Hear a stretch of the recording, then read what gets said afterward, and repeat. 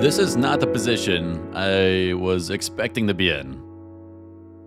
About 6 months ago, I bought this car.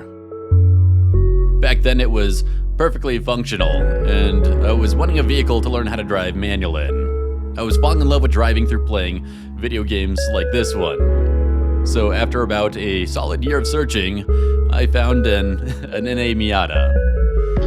I bought this car off of a retired race car mechanic who was selling the vehicle as an autocross purposed vehicle.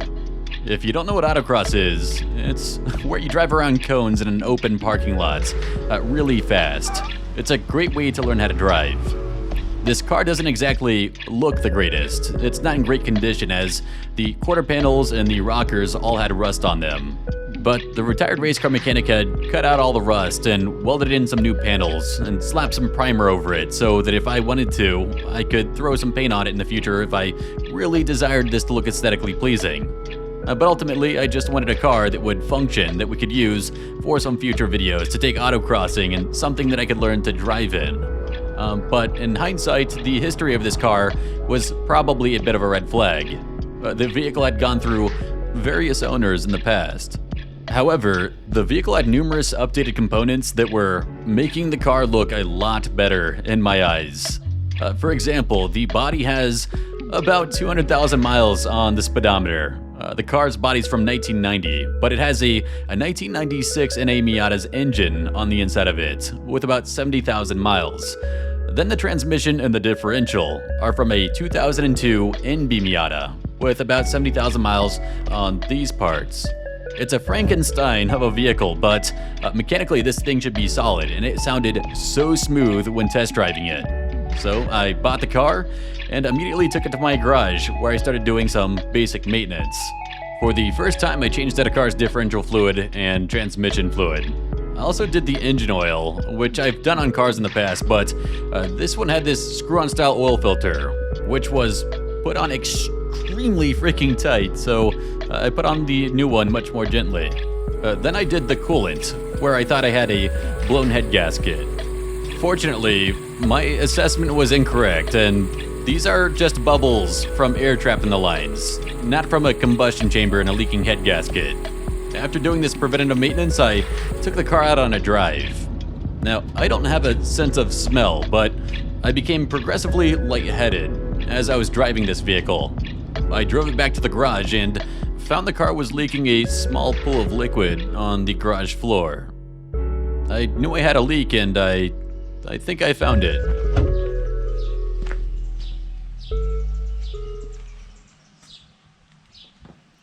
This is the subframe of the car. And right between these two wheel wells is where this fuel tank was located at. There was a fuel leak, and the fumes is what were causing me to become lightheaded in the cab of the vehicle. So, to remove it, I had to uninstall the drive shaft and the exhaust and a bunch of other stuff. I can't remember. It was a lot. But eventually I got a new tank and redecorated it with all of the old hardware and got this car back on the road after about 3 weeks. That's until the vehicle decided to pull another card out from under its sleeve by randomly starting to just shut off. It would come to a coast, it would come to a stop, and then the vehicle would start back up again. I then drove the car back to the garage where, after about a couple of days, I found this ground wire that was completely shot. I also discovered the wiring harness to the engine was completely frayed and destroyed right next to the ECU.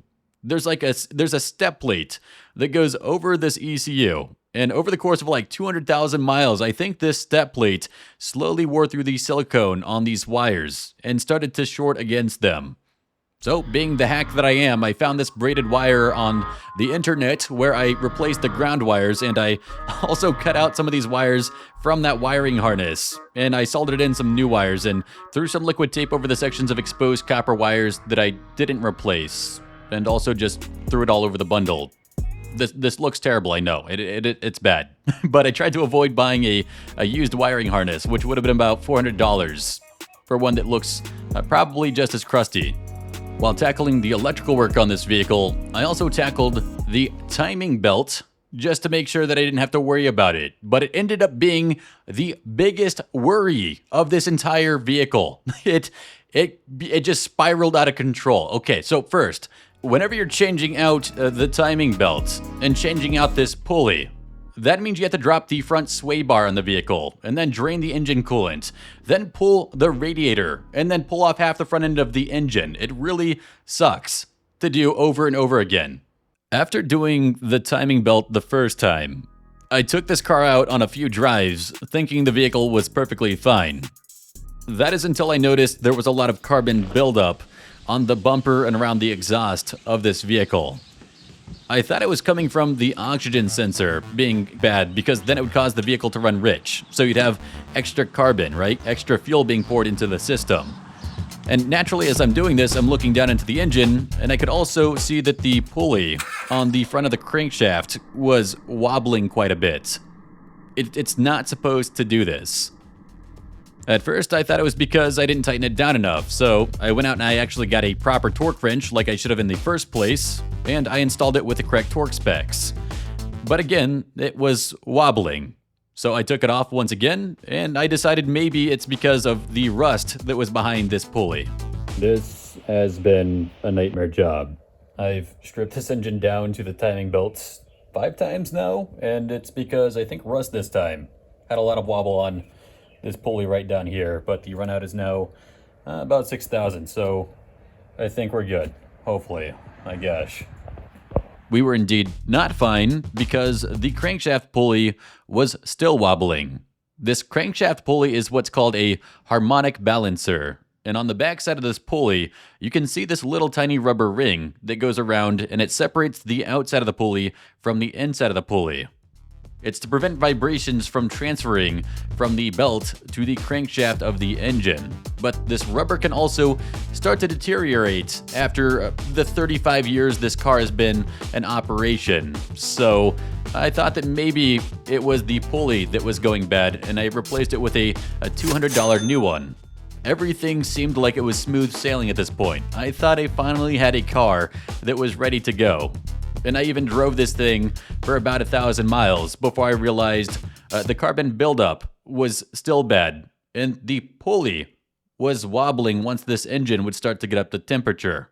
That is an indicator that whenever the engine oil starts to become more fluid, less viscous, it's allowing the crankshaft to walk more, meaning that pulley is going to wobble, meaning that the main bearings inside of the engine were probably shot. That evening, I prepared the vehicle to start pulling the engine. And whenever I drained the oil from the car, there was a quart left inside of the pan. When I did the engine oil on this car, there was 4 quarts that went into the engine. So 3 quarts of oil have somehow did a Houdini and escaped from this car. So I did a compression test and a leak down test and also a bore scope inside of the cylinders, and to pretty much break everything down, the compression test was looking great, but all the other shit was looking really bad. Bruh. Damn. I pulled the engine. I did it. Your non-car guy was finally doing car stuff. It has been I hate this car, man. I like the car, but this is too much. It's way too much. I'm having fun with it, but I got burnt. It hurts. It's fun, but it's painful. If you want to see what really happened to this project, what happened to the engine, why things fell apart, and did it actually fire back up, you'll have to find out in a future video. I'm still working on the car, and I don't want to burn myself out on a single video here. I am kind of terrified about this thing actually working though, but we'll have to see. Also, the description for merch and stuff like that. Your boy's doing stuff to try and get money back. It's what it is.